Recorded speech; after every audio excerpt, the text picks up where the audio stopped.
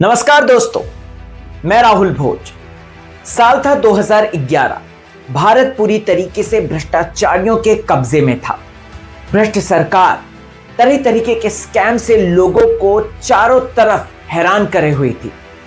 फिर अचानक से 2011 में होता है एक जन आंदोलन, अन्ना हजारे, जिसके पोस्टर बॉय बन जाते हैं।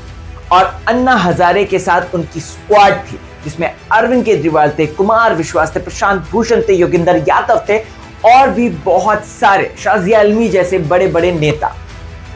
फिर उसके बाद होती है एक नई पार्टी और एक नए चेहरे का आगमन, अरविंद केजरीवाल। अरविंद केजरीवाल के साथ आखिरकार ऐसा क्या हो गया कि आम आदमी से वो बन गए खास आदमी। कहा वो कहते थे कि ना मैं गाड़ी लूंगा, ना मैं बंगला लूंगा, ना मुझे सिक्योरिटी चाहिए, बल्कि आज उनका जो शीश महल है वो चर्चाओं का विषय है, क्योंकि वहां पर करोड़ों की ऐसी ऐसी चीजें लगाई गई हैं जो कि उसे और भी ज्यादा महंगा करती हैं। चलिए बात करते हैं कि कैसे अरविंद केजरीवाल जो है वो न सिर्फ एक साधु के रूप में एंटर करते हैं पॉलिटिक्स में, बल्कि अब जनता उन्हें एक शैतान के रूप में देखती है।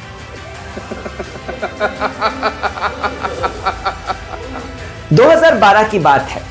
अन्ना हजारे के इस मोमेंट की बात करें तो ये सर्वत्र चारों तरफ फैल गया था। चारों तरफ सिर्फ और सिर्फ जन लोकपाल बिल को लाने की बात की जा रही थी। जब उसके बाद बोला जाता है अरविंद केजरीवाल से, तो वो कहते हैं कि ठीक है, मैं कीचड़ में उतरकर, वो राजनीति को उस वक्त कीचड़ कहते हैं, मैं राजनीति में उतरकर इस कीचड़ को साफ करूंगा।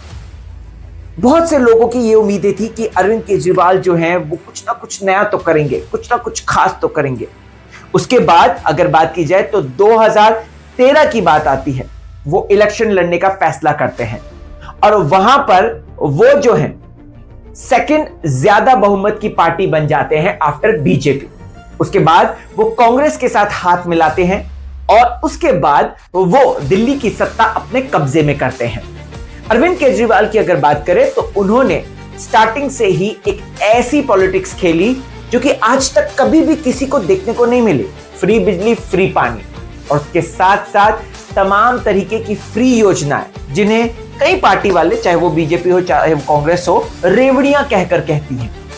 अब अगर बात करें अरविंद केजरीवाल की, तो आखिरकार ऐसा क्या हो गया कि 2015 में वो शासन में फिर से आए थे और 2025 तक का सपना वो देखकर आए थे। और 2025 में कैसे आखिरकार उनकी जब हार होगी तो उसके पीछे की वजह क्या होगी, इस वीडियो में आपको बताऊंगा। अरविंद केजरीवाल ने अपने फर्स्ट टर्म में लोगों को जो वादे किए थे, उन सारे वादों को उन्होंने डिलीवर पूरी तरीके से कोशिश करी करने की, और वो सही भी जा रहे थे। लेकिन यहां पर प्रशांत भूषण ले लीजिए, या फिर कुमार विश्वास ले लीजिए, या फिर योगेंद्र यादव ले लीजिए, ये धीरे धीरे करके साथ छोड़ते चले गए। शाजिया आलमी ने तो यहां तक ये तक कह दिया था कि अरविंद केजरीवाल जो है अपनी डिक्टेटरशिप चलाते हैं और वहां पर आप अपने विचार को नहीं रख सकते हैं।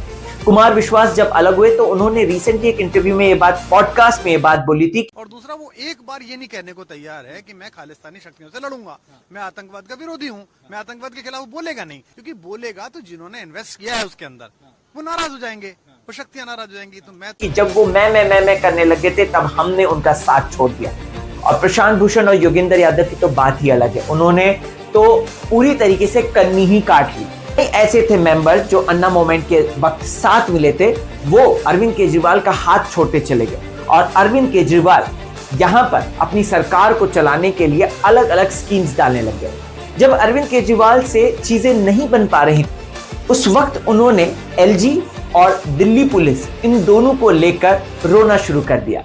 आपको बता दूं दोस्तों, उनके कई इंटरव्यू सोशल मीडिया पे वायरल हुए, जहां पर उन्होंने अक्सर ये बात कही कि एलजी जो है हमारी बात नहीं सुनते। किस बात का एलजी? कौन एलजी?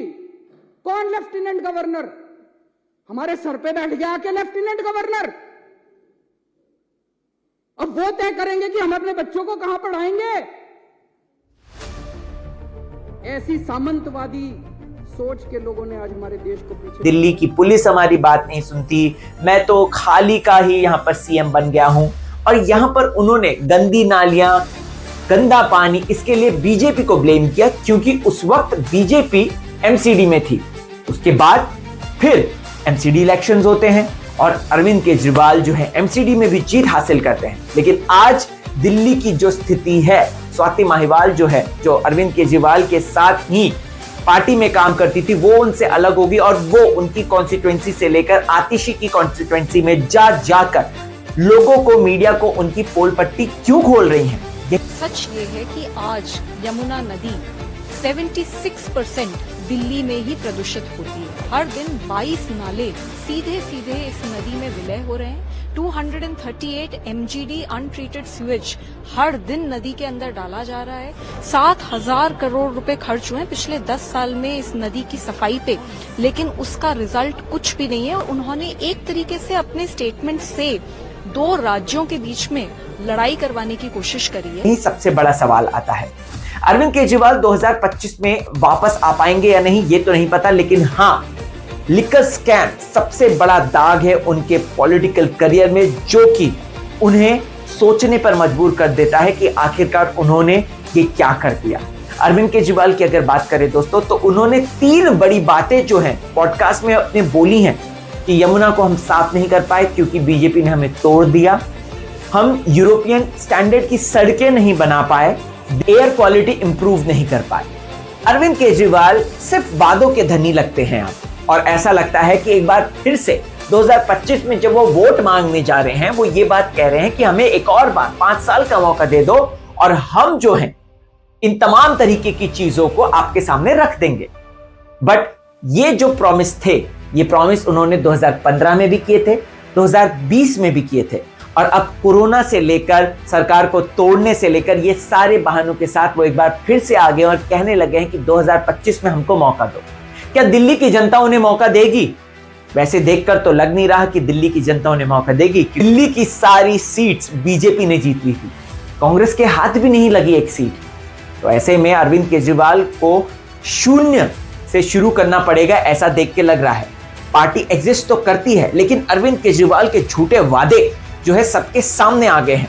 पहले वो कहते थे कि पंजाब में पराली जलती है जिसकी वजह से दिल्ली का पॉल्यूशन बढ़ जाता है, दिल्ली में एयर क्वालिटी इंडेक्स जो है खराब हो जाता है और एयर क्वालिटी इससे हैम्पर होती है। लेकिन अब जब पंजाब में भी आपकी सरकार है, तो अब कहां से आता है धुआं?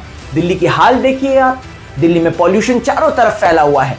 यमुना जी का जो पानी है वो काला हो चुका है, मटमैला हो चुका है। और रिसेंटली तो अरविंद केजरीवाल जी के ऊपर एक और बड़ा केस हो गया, जिसके चलते उन्होंने ये बड़ा बयान दिया था कि हरियाणा वालों ने जो है यमुना जी में जहर मिला दिया। ये बहुत सेंसिटिव बात थी जो अरविंद केजरीवाल ने बोली। अब सवाल ये आता है कि अरविंद केजरीवाल के ये तमाम जो झूठे वादे थे जो आम जनता के लिए उन्होंने करे थे, अब वो कैसे बदल गए? अरविंद केजरीवाल पे अक्सर थप्पड़ से लोग अटैक करते हैं।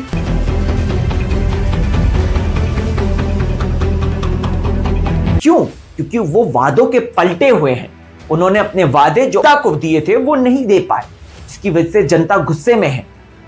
क्या 2025 में अरविंद केजरीवाल वापस आ पाएंगे? बहुत मुश्किल लग रहा है। दिल्ली की जनता क्या कहती है ये नहीं पता, लेकिन हां, अरविंद केजरीवाल की मुफ्त की रेवड़ियां या फिर अरविंद केजरीवाल जिस तरीके से अपने वादों से पलटते हैं, तो कहीं ना कहीं उन्हें पूरे, चाहे वो बीजेपी हो, चाहे वो कांग्रेस, चाहे वो कोई पार्टी हो, यही कहती है कि भाई अरविंद केजरीवाल तो पलटूबाज है। आप मोदी जी का भाषण सुनिए, अमित शाह जी का भाषण सुनिए, या फिर राहुल गांधी का भाषण सुनिए। राहुल गांधी तो इंडिया अलायंस के बात है, जो कि आपके साथ मिलकर लोकसभा चुनाव को लड़ रहे थे। ऐसे में आपको क्या लगता है, क्या अरविंद केजरीवाल फिर से आ पाएंगे? क्या आप लोग चाहते हैं कि दिल्ली में अरविंद केजरीवाल आप आए, जो कि बनकर तो आए थे आम आदमी, लेकिन अब बन गए खास? कमेंट कीजिए, बताइए। जय हिंद। मुझे शक्ति दीजिए बाबा साहेब, ताकि मैं उन लोगों से लड़ सकूं जो आपका और आपके संविधान का अपमान करते हैं। जिसने संविधान लिखा होगा उसने भी दारू पी के ही संविधान लिखा होगा। क्यों भी ओवर एक्टिंग करता है साला?